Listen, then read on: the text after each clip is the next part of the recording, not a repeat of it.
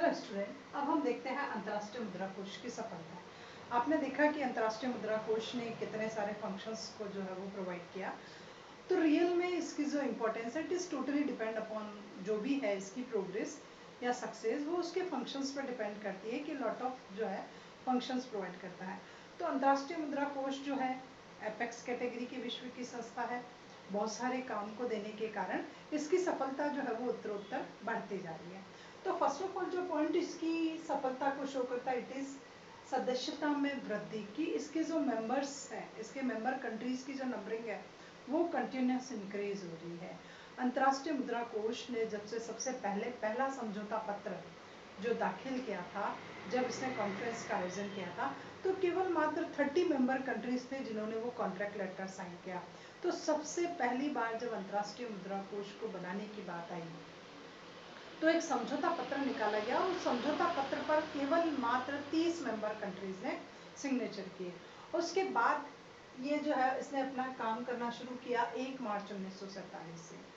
तो 45 से 47 के बीच में ही इसकी मेंबर कंट्रीज बढ़ गई। स्टार्टिंग में जो 45 में ओनली 30 मेंबर्स कंट्रीज थी, वो इंक्रीज होकर के जब 1947 में इसने काम करना प्रारंभ कर दिया 44 हो गई। मेंबर कंट्रीज क्यों बढ़ती है? किसी भी इंस्टीट्यूशंस के मेंबर्स तब बढ़ते हैं जब उस इंस्टीट्यूशंस में फेथ हो, वो डेवलपमेंट के लिए काम करे, सभी की हेल्प के लिए काम करे, और फिर स्लोली इसकी मेंबरशिप बढ़ती गई। पहले जो साम्यवादी रूस था वो इसका मेंबर नहीं था, चाइना नहीं थे, और बहुत सारे कंट्रीज इसके मेंबर नहीं थे। हाँ, इंडिया जो है वो उसका स्टार्टिंग से ही मेंबर था। जब हमारे ब्रिटिश गवर्नमेंट थी तभी से इसकी मेंबरशिप चल रही है। सबसे समझौता पत्र में हस्ताक्षर करने वालों में भारत का भी रिप्रेजेंटेटिव था। फिर धीरे धीरे इसके मेंबर कंट्रीज जो है वो बढ़ते गए और वो होकर के 189 मेंबर्स तक जो है इसकी मेंबर कंट्रीज बढ़ गई। तो जो मेंबर्स कंट्रीज बढ़ रही है वो इसकी सफलता को शो कर रही है। सदस्यता तभी बढ़ती है जब सदस्य देशों का इसमें विश्वास होता है। उसके बाद सेकंड आता है पूंजीगत साधनों में वृद्धि, कि अंतर्राष्ट्रीय मुद्रा कोष की जो कैपिटल है वो कंटिन्यूस इंक्रीज होती जा रही है। स्टार्टिंग में जब इसको बनाने का 1945-47 में सोचा था कि 1000 करोड़ रुपीस जो है वो इसकी स्टार्टिंग जो है 1000 करोड़ डॉलर जो है वो उसकी स्टार्टिंग कैपिटल होगी। लेकिन रूस उस वक्त जो है रूस ने इसकी सदस्यता स्वीकार नहीं करी। तो जब इतनी बड़ी साम्यवादी देश, इतना बड़ा देश इसकी सदस्यता स्वीकार नहीं कर रहा है, तो इसकी ऑथोराइज्ड कैपिटल को थोड़ा कम करना पड़ा और 880 करोड़ रुपए तक की इसकी ऑथोराइज्ड कैपिटल जो है उस वक्त डिटर्मिनेट कर दी गई। फिर धीरे धीरे इसके सदस्य देश बढ़ते गए। हर सदस्य देश अपना कोटा, अपना अभ्यंश जो है वो अंतर्राष्ट्रीय मुद्रा कोष में डिपॉजिट कराता गया, और धीरे धीरे इसकी जो है समय समय पर अंतर्राष्ट्रीय मुद्रा कोष अपनी कैपिटल को इंक्रीज करता गया, और रिसेंट टाइम में इसकी जो कैपिटल है वो अराउंड 1 लाख करोड़ SDR है। अभी SDR में इसकी कैपिटल को जो है वो हम डिनोटेट करते हैं, SDR चलता है अभी रिसेंट टाइम में। तो इसकी पूंजी जो है वो लगातार बढ़ती जा रही है, जो भी इसकी सफलता को बता रही है। नेक्स्ट आता है विभिन्न प्रकार की आर्थिक सहायता, कि अंतर्राष्ट्रीय मुद्रा कोष स्टार्टिंग में केवल मात्र लॉन्ग टर्म और मिड टर्म लोन ही देने का काम करता था, पर धीरे धीरे इसने अपनी ऋण देने वाली सुविधाओं के प्रकारों में वृद्धि कर दी। हर वैरायटी ऑफ प्रॉब्लम्स के लिए ये वैरायटी ऑफ सॉल्यूशंस लेकर के मेंबर कंट्रीज के लिए सहायता लेकर के तैयार हो जाता था। तो इसके जो सहायता कार्यक्रम थे वो लगातार बढ़ते गए, जैसे प्रॉब्लम आती गई, जैसे अभी कोरोना प्रॉब्लम चल रही है तो कोरोना सहायता कोष हो गया, तेल के प्राइस की चली तो तेल सहायता कोष हो गया, भुगतान संतुलन की सहायता चली तो भुगतान संतुलन हो गया। तो अंतर्राष्ट्रीय मुद्रा कोष इंटरनेशनल लेवल पर जब कभी भी कोई बहुत बड़ी प्रॉब्लम को देखता है तो उसी प्रकार की सहायता का प्रोग्राम्स जो है इसके द्वारा चला दिए जाते हैं। तो अंतर्राष्ट्रीय मुद्रा कोष ने स्टार्टिंग में मुद्राओं के क्रय विक्रय के लिए लोन देना दिया, क्योंकि स्टार्टिंग की जो एज थी उसमें ज़्यादा प्रॉब्लम फॉरेन करेंसी को लेकर के आती थी, कि मेंबर कंट्रीज के पास जो दुर्लभ मुद्राएं थी, स्केयर करेंसी होती थी, उनकी अवेलेबिलिटी नहीं होती थी। फिर ऋण वचन समझौते पत्र के आधार पर कि ठीक है एक दूसरे को प्रॉमिसरी नोट लिख करके लॉनिंग की फैसिलिटी, वो स्कीम उसने लॉन्च की। उसके बाद उधार की सामान्य व्यवस्था दे दी कि ठीक है अंतर्राष्ट्रीय मुद्रा कोष से लोन लो, वापस जमा कराओ, और ये फैसिलिटी होगी।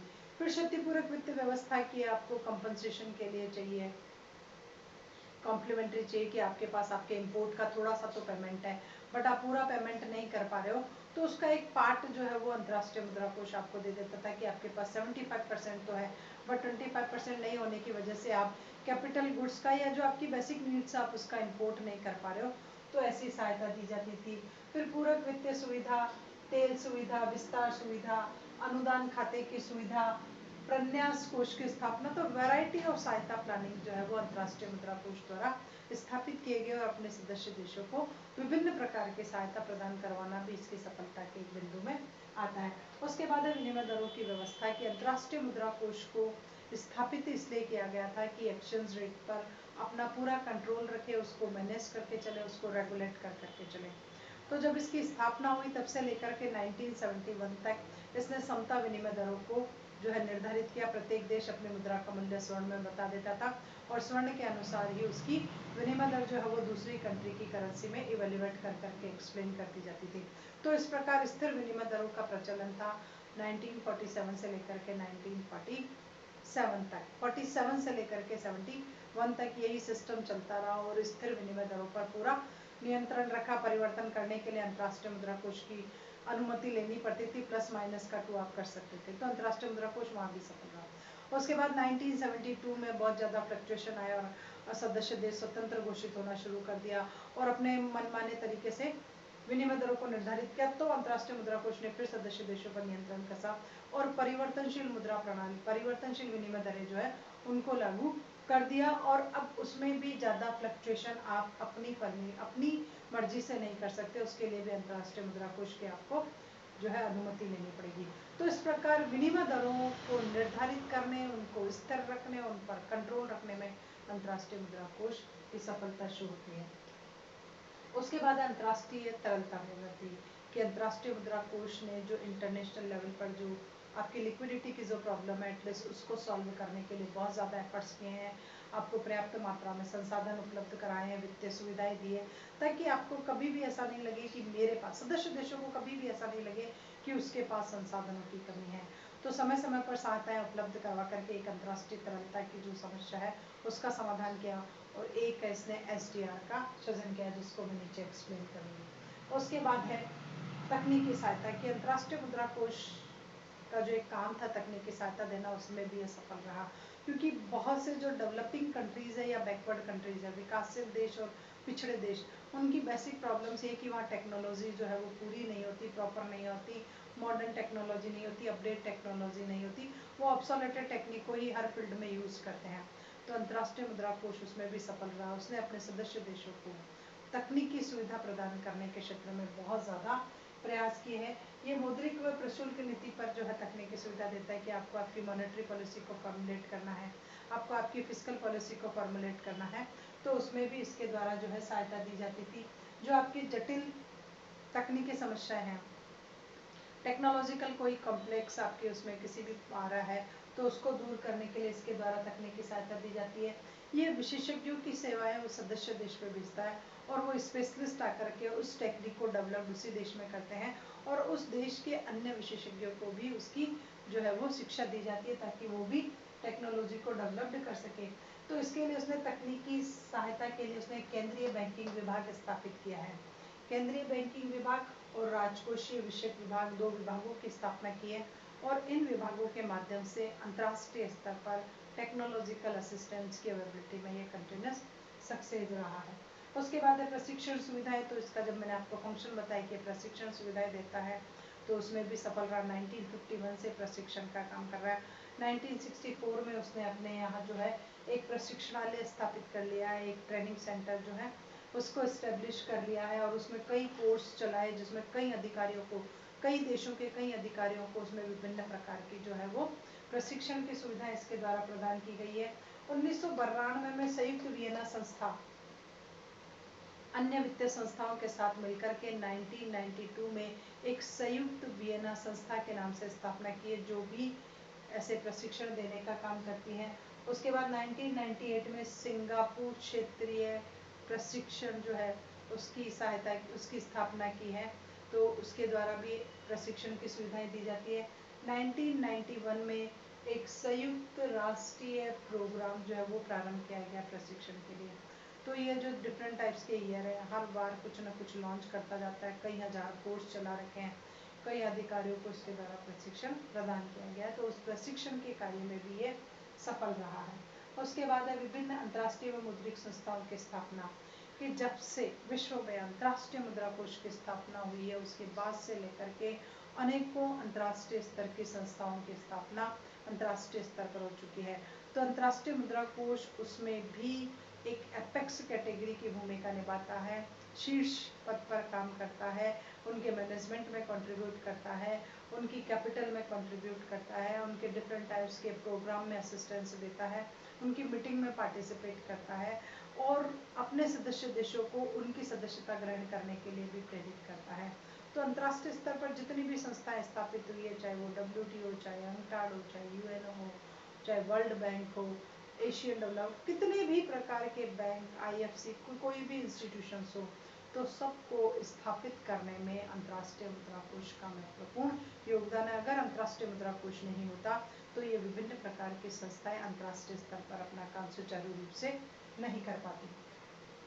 उसके बाद विनिमय दरों में स्थायित्व की जो स्टार्टिंग में जो बहुत ज़्यादा फ्लक्चुएशन होता था एक्सचेंज रेट में, उसमें अब एक स्टेबिलिटी आ गई थी बीच में और विनिमय दरों एक स्थिरता के बिंदु पर चलता था, क्योंकि सभी को अंतर्राष्ट्रीय मुद्रा कोष का डर था कि अगर हमने विनिमय दरें बदल दी तो अंतर्राष्ट्रीय मुद्रा कोष हमारी सदस्यता को रद्द कर देगा।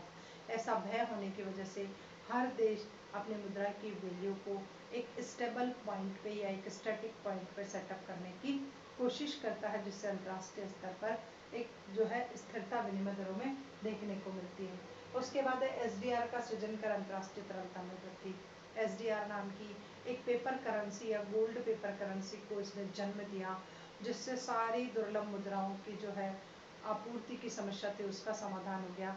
अंतर्राष्ट्रीय स्तर पर डॉलर जो है एक कागजी मुद्रा है, कागजी स्वर्ण है, जिसमें एक एंट्री के माध्यम से करोड़ों रुपए का ट्रांजेक्शन हो जाता है।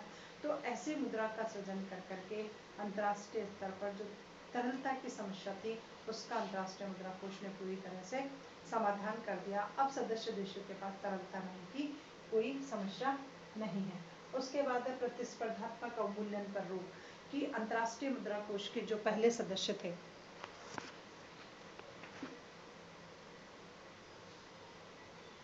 अंतर्राष्ट्रीय मुद्रा कोष के जो पहले सदस्य थे वो सभी सदस्य क्या करते थे, एक बहुत ही ज़्यादा कम्पिटेटिव जो है वो डिवेल्यूएशन को अडॉप्ट करते थे। अंतर्राष्ट्रीय मुद्रा कोष ने अपने माध्यम से उन पर जो डिवेल्यूएशन करने की उनकी जो पॉलिसी थी एटलीस्ट उसको कंट्रोल किया। और अब सदस्य देश जो है जब कभी भी मुद्रा का डिवेल्यूएशन करते हैं तो एक बार सोच समझना पड़ता है, अंतर्राष्ट्रीय मुद्रा कोष से इसकी परमिशन भी लेनी पड़ती है। तो इस प्रकार एक बार वापस देख लीजिए, थोड़ी सी सेटिंग चेंज होगी, तकनीकी सहायता में देता है। उसके बाद प्रशिक्षण सुविधाएं दे रहा है, विभिन्न प्रकार की 51 और 64 में अनेक प्रकार की संस्थाएं स्थापित की, कई कोर्स चलाए, संयुक्त वियना संस्था सिंगापुर और ये संस्थाएं स्थापना हुई। अंतर्राष्ट्रीय व मौद्रिक वित्तीय संस्थानों की जितनी भी संस्थानों की स्थापना की उसमें कंट्रीब्यूट किया है।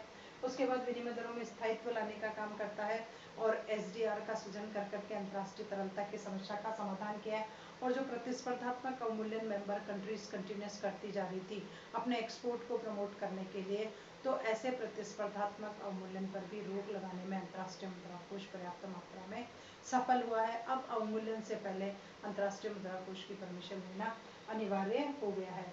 ट्रस्ट फंड से ऋण, अंतर्राष्ट्रीय मुद्रा कोष ने एक अपने यहाँ ट्रस्ट फंड बना रखा है, उस ट्रस्ट फंड से भी वो मेंबर कंट्रीज को लोन देता है।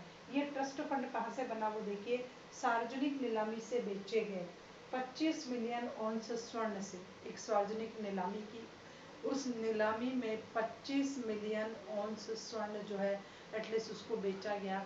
उसको बेचने से जो लाभ हुआ उससे अंतर्राष्ट्रीय मुद्रा कोष ने एक ट्रस्ट फंड की स्थापना की और उस ट्रस्ट फंड के कुछ अंश से ये अपने सदस्य देशों को ऋण देने का काम करता है।